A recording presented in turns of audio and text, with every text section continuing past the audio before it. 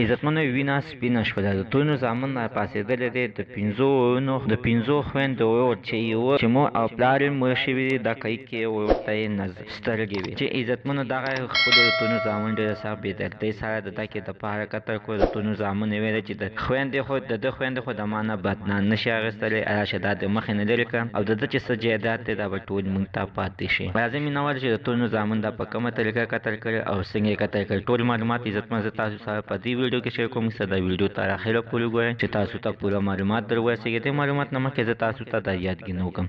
تاسو کو چینل زموږ په دې سوپر کلیک چینل کې نوي وئ چینل هم نوي سبسکرایب کړئ مهرباني وکړئ تاسو زموږ د سوپر کلیک چینل د سره سبسکرایب کړئ خوا کې ورسره د ټالۍ نشان ووهئ چې هر یوه نوي معلوماتي ویډیو تاسو ته په اسانۍ باندې در ورسېږي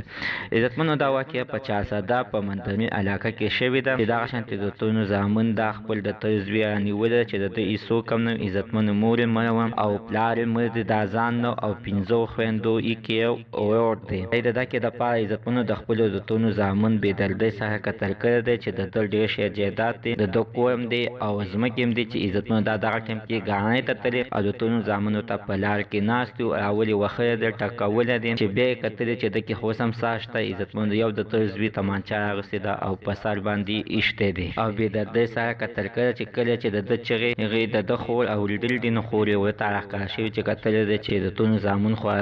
دا ورور خو یې ووژلو نو هغې چغې کړ چې ظالمه بس دی ما پرېږه پرېږدې خو عزتمنو بیا یې په دغه ټایم کې نه پرېښودو لغت یې ورته ورکول داسې نه چې چېرته ساه پکې وي او پاتې نه شي عزتمنو د ده خویندو اوس د انصاف غوښتنه کوي چې موږ انصاف غواړو مینهوال زموږ د دې ویډیو مقصد دا دی چې داسې په معمولي ځمکو باندې د خپلو تونو زامن مو وژنئ مې قتل کوي د یو انسان قتل د ټول انسانیت قتل دی زموږ دوست عزتمن تر نن ورځې معلومات د دې پورې د نوي معلومات دپاره د سره زموږ دا سوپر کلیک چینل د سره سبسکرایب کړئ خوا کې ورسره د ټالۍ نشان ووهئ چې هر یوه نوي معلوماتي ویډیو تاسو ته په اسانۍ باندې در ورسېږي